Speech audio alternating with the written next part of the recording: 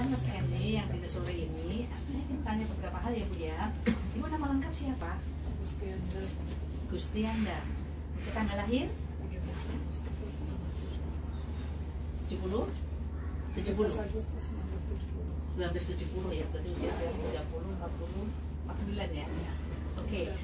Tadi Ibu di sini siapa yang ngantar? Anak. Oh, anaknya itu sebelah itu siapa tuh Bu? Itu anak saya. Oke. Ibu kira-kira tadi jam berapa nyampe sini? Sekarang kira-kira jam berapa? Sekarang jam 4. Ya. Jadi sebetulnya kita mengukur GCS itu sambil lalu saja. Enggak kita aduh aku mengukur GCS deh. Dengan komunikasi kita akan bisa menilai ya. Tadi berarti kalau saya tanya nama lengkap oke ya. Berarti apa? Afasia atau tidak?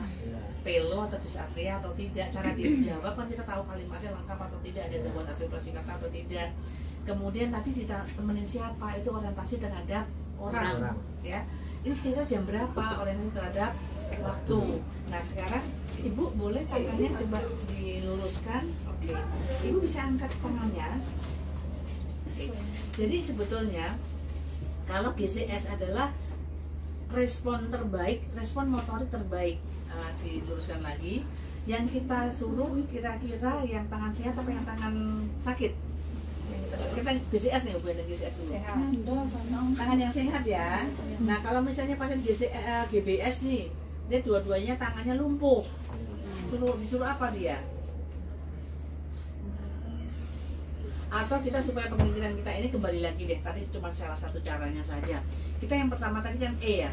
Jadi saya datang, ibu langsung buka mata. Berapa E-nya berarti? 4. Kalau saya datang, ibunya lagi tutup mata.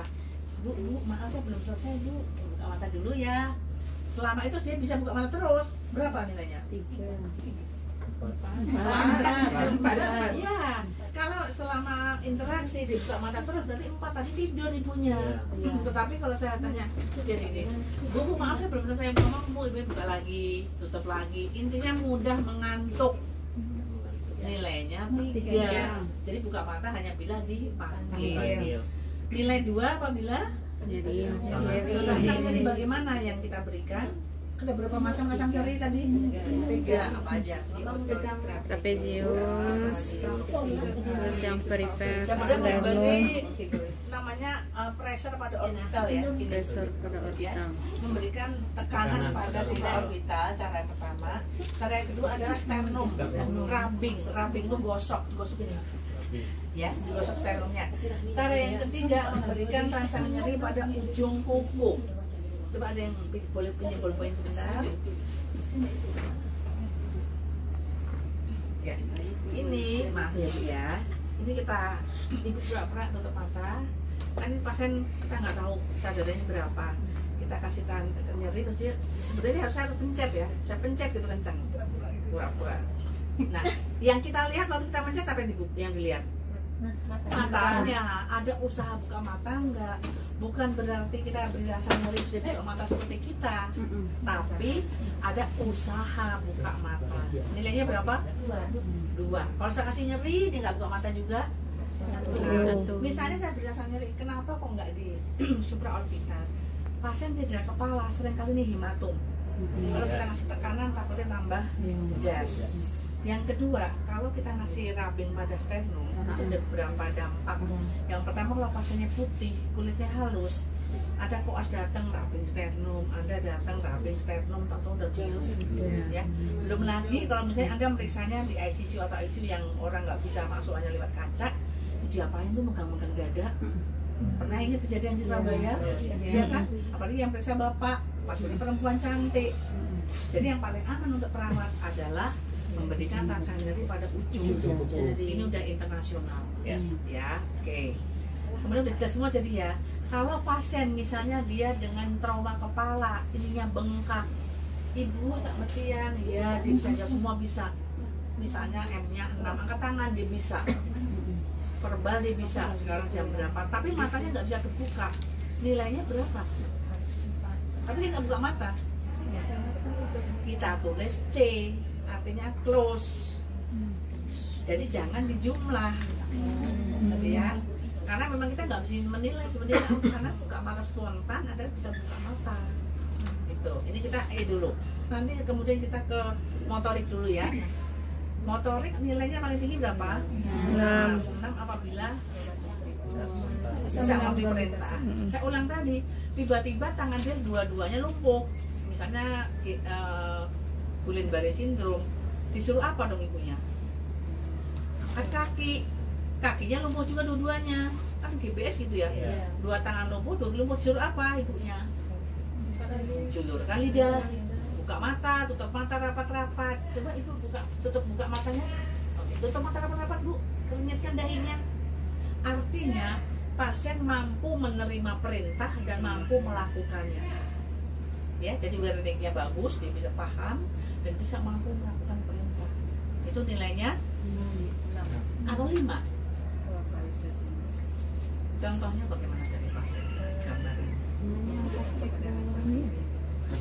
Iya, jadi kalau dia misalnya Anda tusuk infus di sini dia begini, ya. Anda mau sisirin dia nggak mau. Saya walaupun sebelum matanya merem. Yang membedakan antara 5 sama 4 kan suka bingung ya. Kalau 4 kan withdrawal. 4 itu cuma gini aja dia narik gini. Artinya dia tidak mampu mengangkat tangan ini melebihi dagu atau melebihi bahu. Cuma gini-gini aja dia. Berarti nilainya 4. Dia merem sih, merem. Waktu saya kasih responnya sih, saya kasih gitu. Tapi yang lokalisir tadi, tangannya bisa kemana-mana dia. Dia tahu ada nyeri, tangannya bisa melebihi. Itu bedanya ya. Kalau nilai 3 abnormal flexion. Fleksi abnormal. Kan fleksi normalnya begini ya. Kalau nilai 2 deserebrasi. Jadi tangannya tangannya gini, ekstensi tapi abnormal, kakinya juga gitu biasanya. Nah, gini dibalik Mbak. Nah, ini udah tahap akhir kehidupan. Maaf. Biasanya udah herniasi, makanya dia bilang deserebrasi, cerebralnya udah rusak. Kalau flexion tadi abnormal flexion itu dekortikasi, kerugian daerah kortikal. Kortikal itu permukaan. Jadi lebih bawah lagi, lebih rusak lagi deserebrasi dia. Jadi kerusakan udah sampai cerebral itu biasanya udah melintir gitu ya. Abnormal extension, jadi ekstensi yang abnormal. Nilainya 2 ya, kalau 1 mau dikasih rasa apa udah nggak ada gerakan apa. Nah sekarang terakhir V, verbal. Nilainya berapa tinggi? 5. Kalau nilai 5 berarti orientasi baik terhadap Orang, ruang, waktu. tempat, waktu, orang. Ya. Nggak usah khusus, tapi dengan ngomong tadi, dengan ngobrol tadi kita tahu bagaimana orientasi dia. Nilai 4 apabila kurang dari bingung. Bingung, Jadi salah ya. satu tadi dia nggak, aduh di mana ya di? Oh di rumah. Jawab, jadi waktu ditanya tempat di mana itu sekarang? Nah, ya, di rumah. Dia masih paham pertanyaan kita. Kalau nilai 3 kadang kata-kata saja. Kata-katanya. Kalau itu kata-kata sebenarnya inappropriate word, membentuk antara pertanyaan dan jawaban tidak nyambung. Itu 3.